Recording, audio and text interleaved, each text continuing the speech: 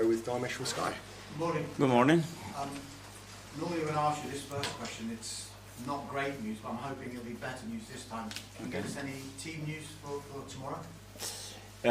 Not a lot because we have another training session. We have to see how the boys are today. I feel they weren't able to train yesterday, but hopefully yes today. So we will have to wait and see. Gabriel? Wait and see. You're not going to give me any other clues on the... No, because I can't. No, because I don't want to. Okay. It's been some response since the international break. Yeah. The victory against Forest, the big win at Sporting. What does it say about the character of your players, and do you feel if it had gone away, you've got your Arsenal back?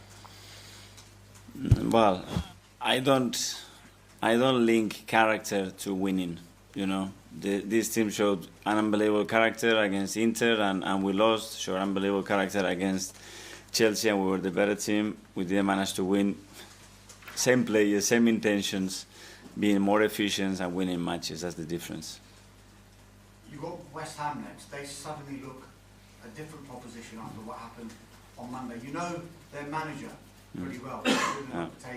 What kind of relationship do you have with him, and what do you make of him as a manager? No, I know him. We have friends. I have huge admiration for what he's done in the game. Obviously, he's from the same area as I am in the north of Spain, and yeah, obviously, is a team that now is in a high after the big win that they had against Newcastle away, and it's always a really tough opponent. So we know that. Liverpool setting a crazy pace at the top at the moment just now. Is it almost a feeling you need to be near perfect from now on? Well, if they continue that way, that's for sure. The numbers they're producing, the amount of games they are winning. But again, it's just the focus is on us, you know, maintaining the consistency, especially in performances. That's going to give us the right to win a lot of games, keep the availability in the squad, keep everybody together. And this is a long run. If you can get that win tomorrow, you can sit back on Sunday. I've asked you a question about big games before. Will you be in front of the TV? Will you be watching this game? 100%. It's a big match, beautiful match to watch. Two of the best teams in Europe facing each other. Competition for us, so big one. Do you have a preference on who you want to win? Yeah, Arsenal tomorrow. That's the preference. Then we will see something that we cannot control. Just final one for me. Next 13 games, aside of any cup draws, only one is outside London, and it's the Brighton game away. Given the number of fixtures that you have during this period, could that be a positive for Arsenal and an advantage? Well, less traveling is always better. It is crazy that we have that many games so close to us, and I think it helps because the amount of games that we have to play in that period is very high as well. Thank you. Thank you. Cyril from the Premier League. Hello. With Zinchenko, Tierney and Calafiori all seemingly fit for now, will we see Miles Lewis Skelly have any midfield opportunities? Well, that's an option. Obviously, he can play in three different positions. He can play as a holder, he can play as a left attacking midfielder. So, yeah, gaps for him. There's a lot of fluidity in your attack. They pass in a lot more triangles on the right-hand side with Odegaard, Saka, Timber sometimes, compared to the left. We've seen Havertz and Martinelli get on the end of those crosses and passes. But would you also like to see in the future a little bit more overloading on the left? Or is your plan of attack always going to be overloading on the right? No, not always. In relation to the opponent, it's in relation to the chemistry and the qualities of our players. And in relation to the opponent, we will do different things, yeah. And you just mentioned Hillen's coming back off a big result against Newcastle. Specifically, what you've seen of West Ham so far this season, what do you think will cause you problems? What have you seen in their strengths and their style of play? Well, various ways to create big problems. They are really physical side, really good in direct play, attacking second balls when they have to dominate the game through the ball or they have a space. A really dangerous team, set pieces, and then the individual quality that they have. The front players can create in any moment, any situation to cause you trouble, and they are really well coached. Thank you. Alex from the BBC. Hi, Mikel. Hi. But before the Nottingham Forest game, you said the players they wanted to win more than anyone. Now, after a really really good week, 2 back-to-back wins. What's the feeling amongst the players now? Well, really good. Obviously, winning lifts the energy, the confidence up. There were 2 big wins as well for us, and now it's about consistency, getting that momentum that we are in, take it even further against a really good opponent tomorrow, and try to replicate the performance to win the game. Does it feel like momentum is building after those 2 performances?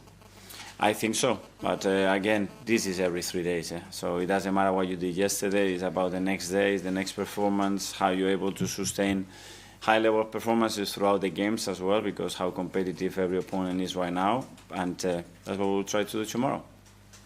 Brad, TalkSport. Hi Mikel, Hi. hope you're well. I know you've been asked a lot about Martin Odegaard's performances since he came back into the side, but the level he's playing at, especially after that injury, so impressive. Usually when we see players who have been out injured for a long time, it takes them a little bit of period to get back up to speed again, but what does it say about the level of his performances and his character, the fact he's come back in and hit the ground running so quickly? Well, the way he prepared himself, how much work he put with all the physios, medical department, to get in the best possible condition to face the period and the importance of the season that we are in at the moment, and to hit the ground running. He was, I think, exceptional since the Chelsea game, and he's been very consistent the last 3 games. For you as a coach, having a player like that in your side must make your life a little bit more easier in some way. Yes, I think good players that are so consistent, so reliable, that can take the game to a different level, make the players better around him. That's a huge quality of Martin, and yeah, he's been missed. William Saliba made 100 appearances for Arsenal in the week. There might have been a time a couple of years ago when he was out on loan where some Arsenal fans might not have thought they would have seen him in an Arsenal shirt, but what have you made of his performances and reaching 100 appearances for the club? Well, at his age, the consistency, the quality of the performances is incredible. It's not easy. It's a really tricky position to play in this league. I think he has created a magnificent partnership as well, and big credit to Big Gavi as well for that, because I think he's really important for him to be able to play at the level that he's done, and yeah, a great player to have, obviously. And last one, Timber's performance in the week, really, really impressive. It must be good for you to have him back down fit, especially with Ben White injured for a long period of time. Yes, for sure, and at that level as well, and we know what he can produce. Again, a player with exceptional qualities, a lot of leadership. You see the courage, and with the intention and the purpose that he plays with, and that's very contagious. So he's a player that still has many other layers and levels to go, and very happy to have him. It's great. Best of luck tomorrow. Thank you. Simon, Evening Standard. Mikel, can I just ask you about Raheem, who was obviously going to come on Yeah. the other night, just how he sort of reacted to that? Nothing. A smile on his face. Fortunately for me, it's things that happens in football. Unfortunately, it happened to him, and he reacted the best possible way, which is understanding. He's been a long time in the game, and he knows that this is something that I cannot control. How do you feel that move's gone so far? Maybe we haven't seen him as much as I think some supporters thought they would. I would like to see him more, to be fair, and this is down to me. He's trying his best, his application, his commitment around the team has been exceptional, and now it's time for me to give him more minutes. Do you feel like this run now, obviously where it's the busy sort of festive period, we might see more of Raheem, this could be his chance? That's the intention. That's why I put him again against Forest. That's why I wanted to put him against the Sporting, and now getting him in that rhythm, because he can really impact the team as well. James, ESPN. Hi, Mikel. Hi. Just sort of on the title race in general, obviously City in Europe in midweek lost a 3-goal lead. They've not won in 6 games now. What have you made of that? I'm just not used to seeing Man City this sort of vulnerable. What I made of it is what they've done for 9 years. I think that's why people have to talk about how difficult it is, what they've done for 9 years consistently. And yeah, a bump, everybody has a bump. For them it's very strange, because in 9 years they never had it, But that tells you as well the level and the environment that we are in, that everything has to be almost perfect, Performance has to be perfect, availability of your squad has to be perfect, things have to go your way, and the opposition, that the level is different and it's so hard to win.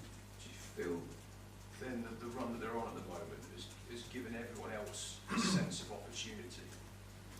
I do not think everybody's just dealing with his own business, that we have enough is so hard, and what the rest are doing, it's not really a matter now.